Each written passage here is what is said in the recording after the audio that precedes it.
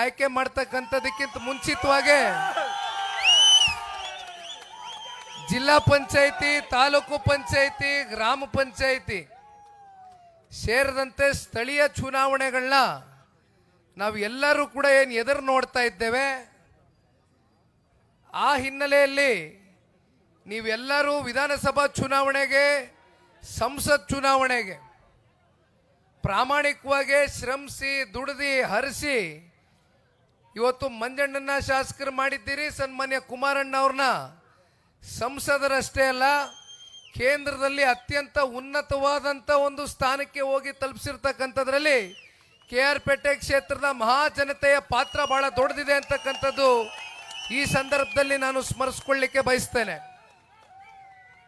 ವೇದಿಕೆ ಮೇಲೆ ಆಸೀನರಾಗಿರ್ತಕ್ಕಂಥ ಜಿಲ್ಲೆಯ ನಾಯಕರು, ಅನುಭವಿಗಳು, ನೇರ ನುಡಿಯ ವ್ಯಕ್ತಿತ್ವವನ್ನು ಹೊಂದಿರತಕ್ಕಂಥ ನನಗೆ ಬಹಳ ಆತ್ಮೀಯರು ಆಗಿರ್ತಕ್ಕಂಥ ಸನ್ಮಾನ್ಯ ಶ್ರೀ ರವೀಂದ್ರ ಶ್ರೀಕಂಠಣ್ಣನವರು ಕೂಡ ಬಹಳ ಸುದೀರ್ಘವಾಗಿ ಮಾತನಾಡಿದರು.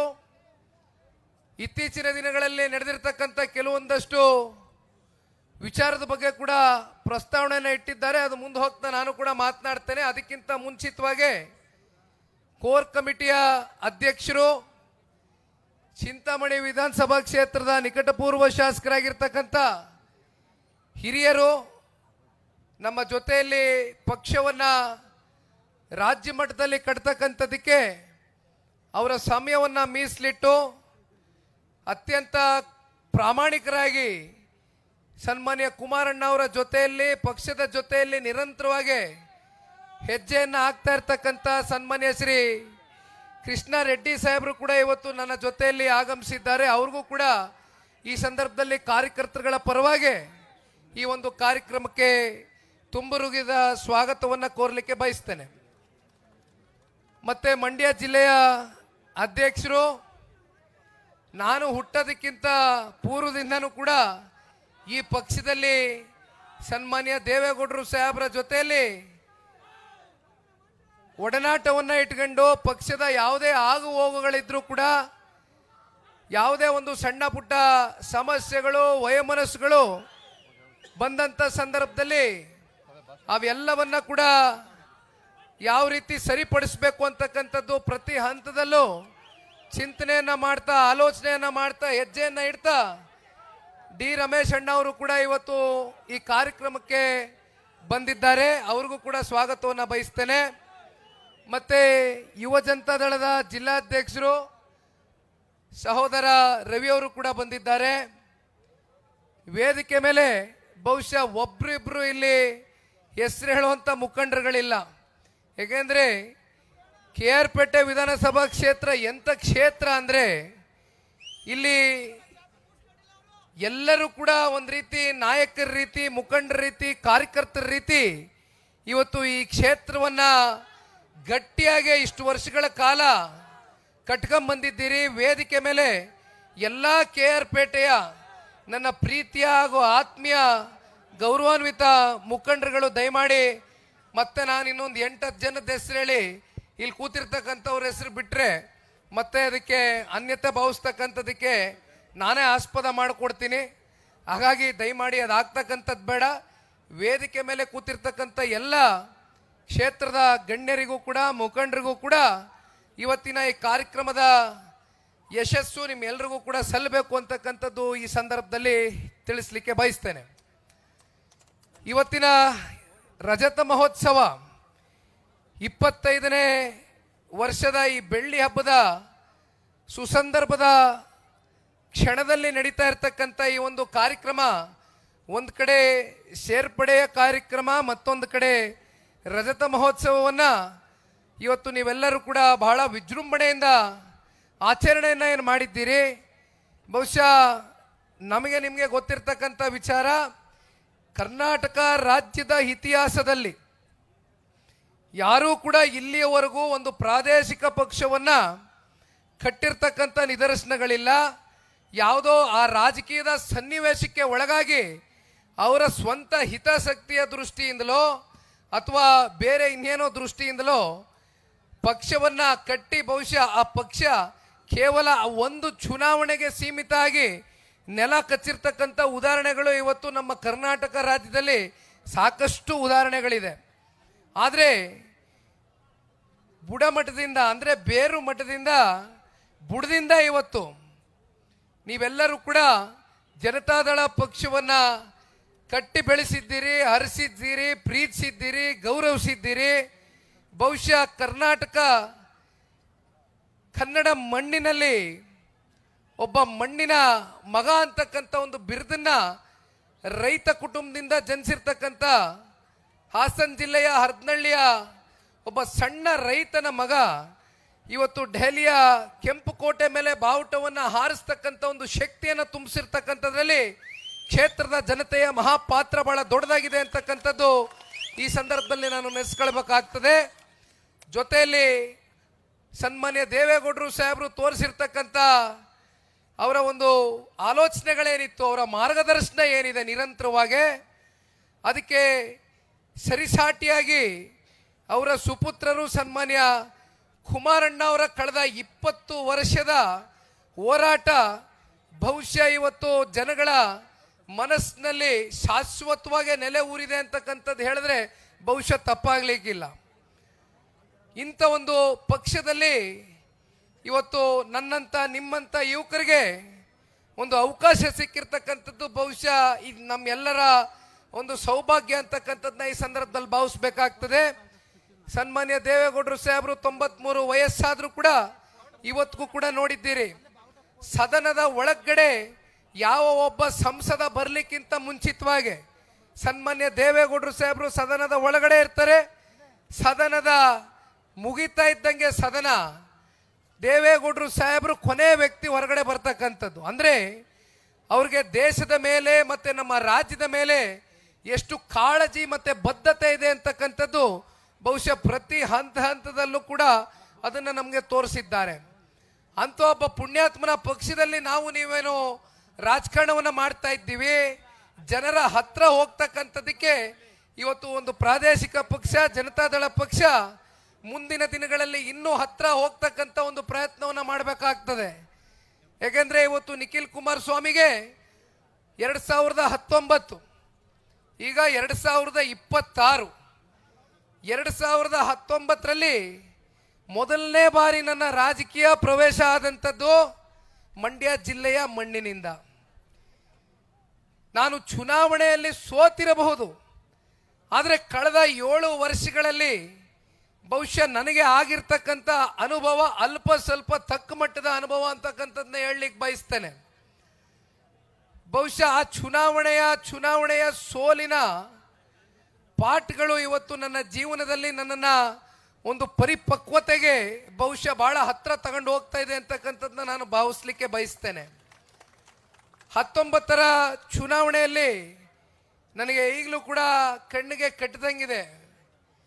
8 ಕ್ಷೇತ್ರ ಅಂದರೆ KR ನಗರನೂ ಸೇರಿದಂತೆ 8 ವಿಧಾನಸಭಾ ಕ್ಷೇತ್ರ ಲೋಕಸಭಾ ವ್ಯಾಪ್ತಿಯಲ್ಲಿ ನಾನು ಪ್ರಚಾರ ಮಾಡಬೇಕಾದಂಥ ಸಂದರ್ಭದಲ್ಲಿ ಅವತ್ತು ನಾನು ಗಮನಿಸಿದಂಥ ಅಂಶ ಇವತ್ತಿಗೂ ಕೂಡ ಪ್ರತಿ ಹಂತದಲ್ಲೂ ಕೂಡ ಹಳ್ಳಿಗಳಲ್ಲಿ ಹೆಣ್ಣು ಮಕ್ಕಳು, ಹಿರಿಯಕರು, ಯುವಕರು, ವಿಶೇಷವಾಗಿ ನಾನು ತೊರೆಬೊಮ್ಮನಹಳ್ಳಿ ಮದ್ದೂರಿಗೆ ಹೋಗಿದ್ದೆ ಮೊನ್ನೆ. ಅಲ್ಲಿ ಸ್ವಾಮಿ ಅಂತಕ್ಕಂಥವನು ಎದೆ ಮೇಲೆ ಅಚ್ಚೆಯನ್ನು ಹಾಕ್ಸ್ಕೊಂಡಿದ್ದಾನೆ, ನಂದು ಮತ್ತು ಕುಮಾರಣ್ಣಂದು. ನೀನು ಬರಲೇಬೇಕು, ನೀನು ಹುಟ್ಟಹಬ್ಬ ಆಚರಣೆ ಮಾಡಬೇಕು ನಾನು ಅಂತ ಪ್ರೀತಿಯಿಂದ ಕರೆದ.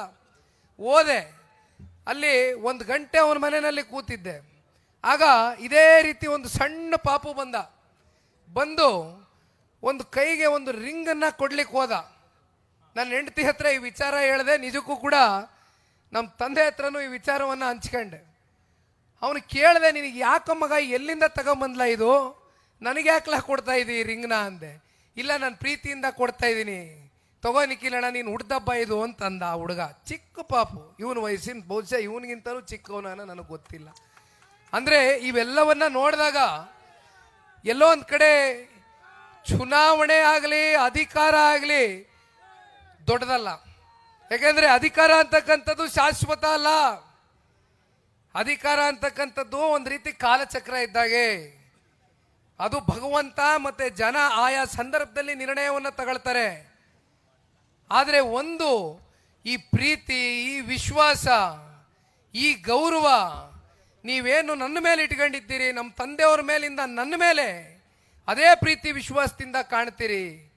ಬಹುಶಃ ಇದಕ್ಕೆ ಬೆಲೆ ಕಟ್ಟಲಿಕ್ಕಾಗೋದಿಲ್ಲ. ಈ ಕಾರಣದಿಂದನೇ ನಿಖಿಲ್ ಕುಮಾರಸ್ವಾಮಿ 3 ಸೋಲ್ಗಳಾದರೂ ಕೂಡ ನಾನು ಎದೆಗುಂತಕ್ಕಂಥ ಪ್ರಶ್ನೆ ಇಲ್ಲ. ನಾನು ಇರ್ತಕ್ಕಂಥದ್ದು ನಿಮಗೋಸ್ಕರ ಬದುಕ್ತೇನೆ, ನಿಮ್ಮ ಜೊತೆಯಲ್ಲೇ ಇರ್ತೇನೆ. ನನ್ನ ಜವಾಬ್ದಾರಿಯನ್ನು ನಾನು ಅರ್ತಿದ್ದೇನೆ.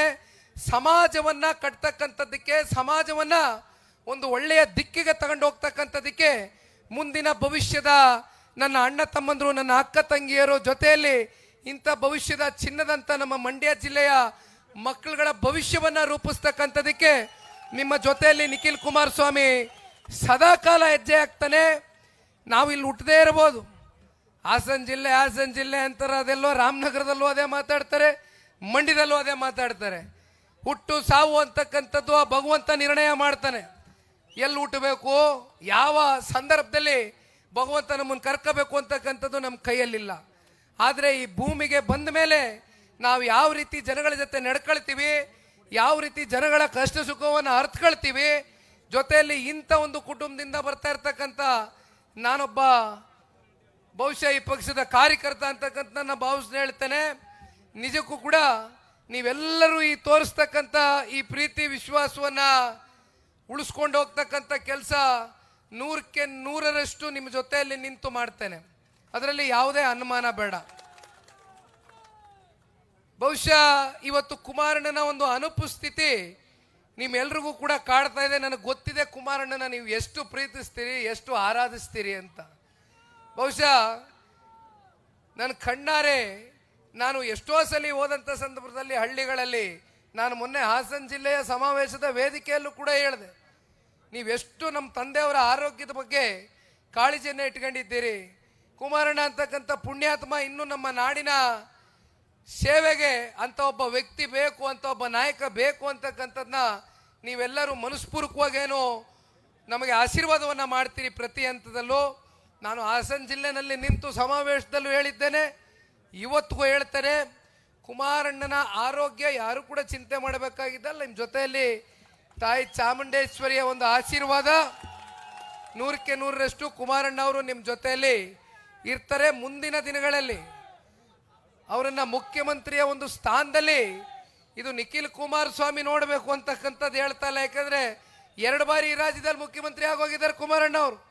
2 ಬಾರಿ ರಾಜ್ಯದಲ್ಲಿ ಮುಖ್ಯಮಂತ್ರಿಯಾಗಿ ಅತ್ಯಂತ ಅಲ್ಪಾವಧಿಯಲ್ಲಿ ಏನು ಮಾಡಬಹುದು ಈ ರಾಜ್ಯಕ್ಕೆ ಅಂತಕ್ಕಂಥದ್ದನ್ನ ಬಹುಶಃ ತೋರಿಸಿ ಹೋಗಿರ್ತಕ್ಕಂಥ ಒಬ್ಬ ವ್ಯಕ್ತಿ. ಆದರೆ ಇವತ್ತು ಬೆಳಗ್ಗೆ ಪತ್ರಿಕೆ ಓದ್ತಾ ಬರ್ತಾ ಇದ್ದೆ, ಏನಿವತ್ತು ಭ್ರಷ್ಟಾಚಾರ ಅಂತಕ್ಕಂಥದ್ದು ಬಹುಶಃ ಕಾಂಗ್ರೆಸ್ನ ಸರ್ಕಾರದಲ್ಲಿ ಬಹಳ ದೊಡ್ಡ ಮಟ್ಟದಲ್ಲಿ ತಾಂಡವ ಆಡ್ತಾ ಇದೆ. ಪ್ರತಿ ಹಂತದಲ್ಲೂ ಕೂಡ ಭ್ರಷ್ಟಾಚಾರ. ಇವತ್ತು ಬೆಳಗ್ಗೆ ಪತ್ರಿಕೆ ಓದ್ಕೊಂಡ್ ಬರ್ತಾ ಇದ್ದೆ, ಎಕ್ಸೈಸ್ ಡಿಪಾರ್ಟ್ಮೆಂಟ್ನ ಮಂತ್ರಿಗಳು, ಎಕ್ಸೈಸ್ ಡಿಪಾರ್ಟ್ಮೆಂಟ್ನ ಅಧಿಕಾರಿಗಳು ಯಾವ ರೀತಿ 25 ಲಕ್ಷ ಲಂಚ ತಗೊಂಡು CL7 ಲೈಸೆನ್ಸ್ಗೆ ಸಿಕ್ಕಿಬಿದ್ದಿದ್ದಾರೆ. ಹೌದಾ? ಮಂಜಣ್ಣೆ ಪತ್ರ ಬರೆದಿದ್ದೀನಿ ಅಂತ ಹೇಳ್ತಾ ಇದ್ದಾರೆ ಈ ವಿಚಾರಕ್ಕೆ ಸಂಬಂಧಪಟ್ಟಂತೆ. ನಿನಗೆ ಅಭಿನಂದನೆ ಮಂಜಣ್ಣ. ನೋಡಿ, ಯಾರು ಆ ವ್ಯಕ್ತಿ ಬೆಳಗ್ಗೆ ಒಂದು ಪತ್ರಿಕೆಯಲ್ಲಿ ಸಂದರ್ಶನವನ್ನು ಕೊಟ್ಟಿದ್ದಾರೆ, ಓದ್ತಾ ಬಂದೆ. ಆ ವ್ಯಕ್ತಿ ಯಾವ ಕ್ಷೇತ್ರದವನು ಅಂದ್ರೆ ಮುಖ್ಯಮಂತ್ರಿಗಳ ಸ್ವಕ್ಷೇತ್ರದ ವ್ಯಕ್ತಿ, ವರ್ಣಾ ವಿಧಾನಸಭಾ ಕ್ಷೇತ್ರದ ವ್ಯಕ್ತಿ. ಏನ್ ನಡೀತಾ ಇದೆ ಒಳಗಡೆ, ಯಾವ ರೀತಿ ವ್ಯವಸ್ಥೆ ಎಲ್ಲಿಗೆ ಹೋಗಿ ತಲುಪಿದೆ ಅಂತಕ್ಕಂಥದ್ರ ಬಗ್ಗೆ ಹೇಳ್ತಾರೆ. 1 ಕೋಟಿ ರೂಪಾಯಿ ಕೇಳ್ತಾರೆ, ಕೊನೆಗೆ 25 ಲಕ್ಷ ರೂಪಾಯಿಗೆ ಸೆಟ್ಲ್ ಆಗ್ತದೆ. ಈ ರೀತಿ ಬಹಳ ಜನ ನಿರಂತರವಾಗಿ ಇದು ಅಬಕಾರಿ ಇಲಾಖೆಯಲ್ಲಿ ನಡ್ಕೊಂಡು ಹೋಗ್ತಾನೆ ಇದೆ. ಇದು ಒಂದು ನಿದರ್ಶನ. ಬೇಕಾದ್ರೆ ಇಂಥ ಇನ್ನೂ ಸಾವಿರಾರು ನಿದರ್ಶನಗಳು ನಿಮ್ಮ ಕಣ್ಣು ಮುಂದೆ ನಾನು ನಿಲ್ಲಿಸಬಲ್ಲ ಅಂತಕ್ಕಂಥದ್ದನ್ನ ಮುಖ್ಯಮಂತ್ರಿಗಳ ಸ್ವಕ್ಷೇತ್ರದಲ್ಲಿ ಇರ್ತಕ್ಕಂಥ ಒಬ್ಬ ವ್ಯಕ್ತಿ ಇವತ್ತು ಹೇಳ್ತಾರೆ. ಮುಖ್ಯಮಂತ್ರಿಗಳೆಲ್ಲ 10 ಬಾರಿ ಹೋಗಿದ್ದೇನೆ ಮಾನ್ಯ ಸಿದ್ದರಾಮಣ್ಣನ ಹತ್ರ, ಆದರೆ ಇಲ್ಲಿವರೆಗೂ ಯಾವುದೇ ರೀತಿ ಕ್ರಮ ತಗೊಂಡಿಲ್ಲ ಮಾನ್ಯ ಮುಖ್ಯಮಂತ್ರಿಗಳು.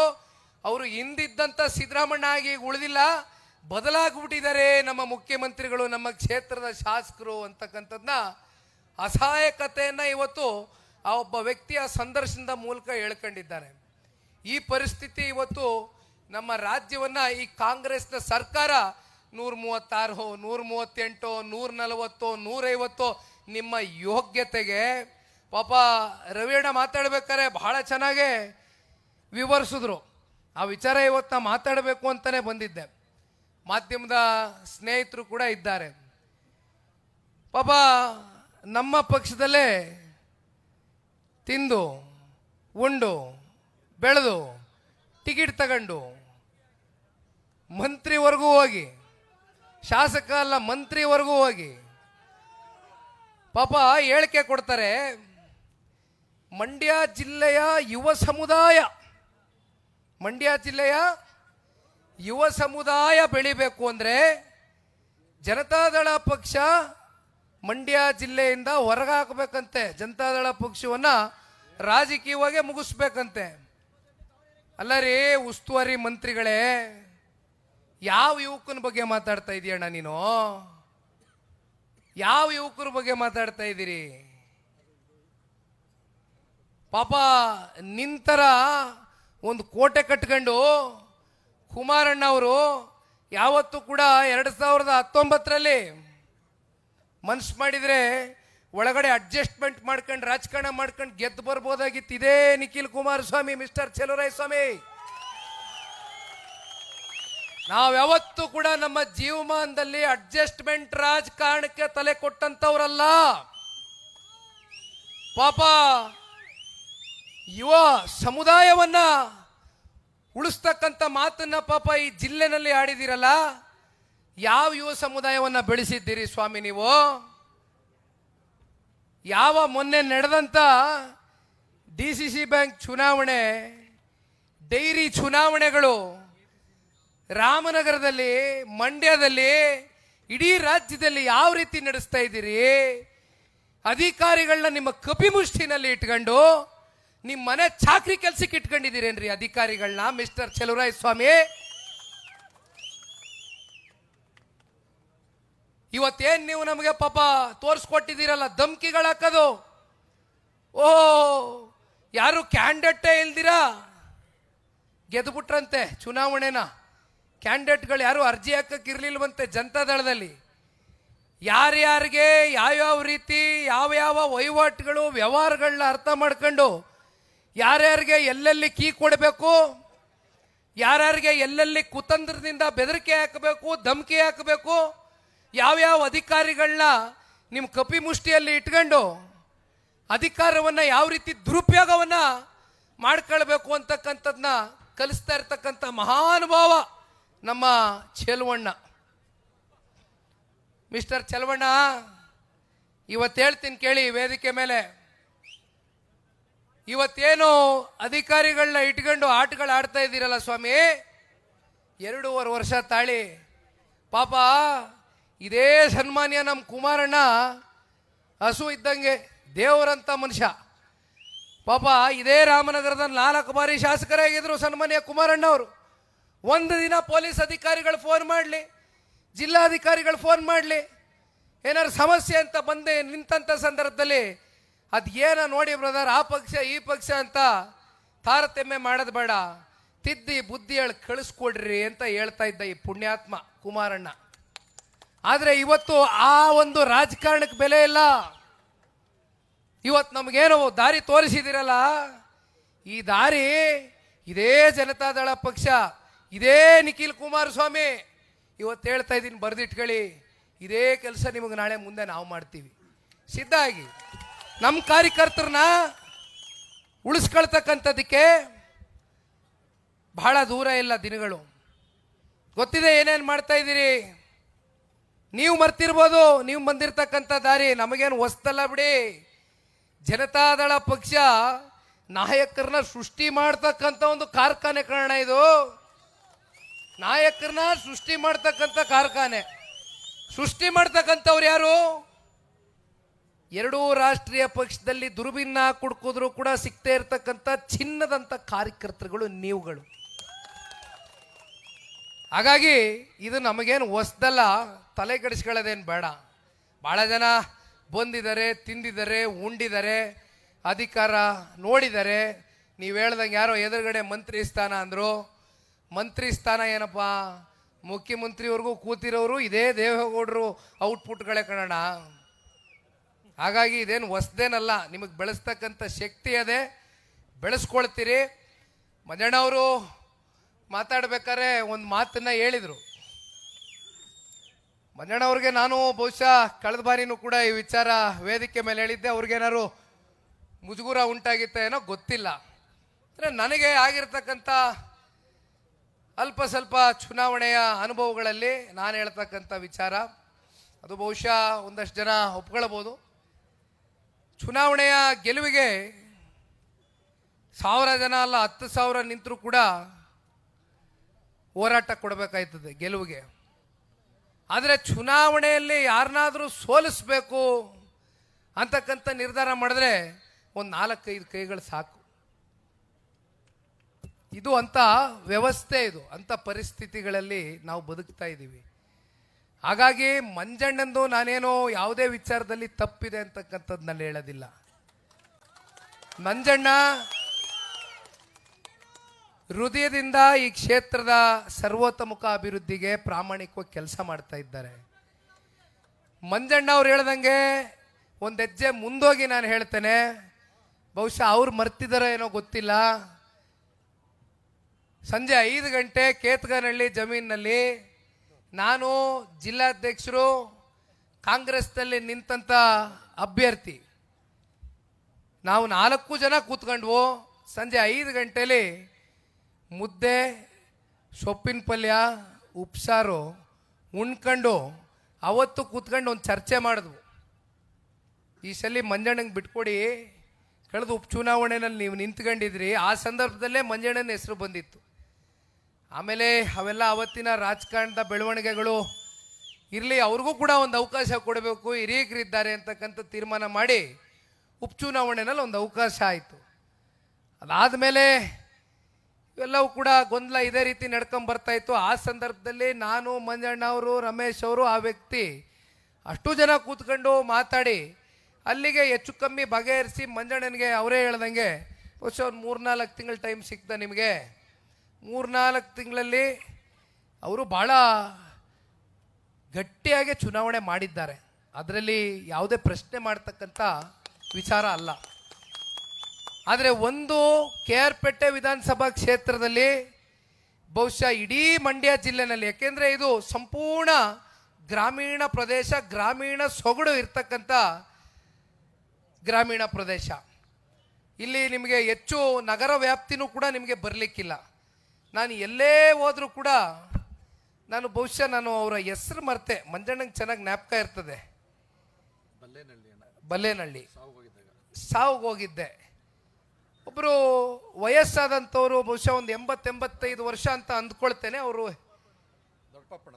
ದೊಡ್ಡ ಪಾಪಣ್ಣ, ಭಾಳ ಭಾಳ ದೊಡ್ಡ ವ್ಯಕ್ತಿ, ಭಾಳ ದೊಡ್ಡ ಮನುಷ್ಯ. ನಾನು ಯಾಕೆ ಉದಾಹರಣೆಯನ್ನು ಕೊಡ್ಲಿಕ್ಕೆ ಬಯಸ್ತೇನೆ ಅಂದರೆ, ಹೆಚ್ಚಿನ ವಿಡಿಯೋಗಳಿಗೆ ಪ್ರತಿಧ್ವನಿ ಯೂಟ್ಯೂಬ್ ಚಾನೆಲ್ ಸಬ್ಸ್ಕ್ರೈಬ್ ಮಾಡಿ, ಬೆಲ್ ಐಕಾನ್ ಕ್ಲಿಕ್ ಮಾಡಿ.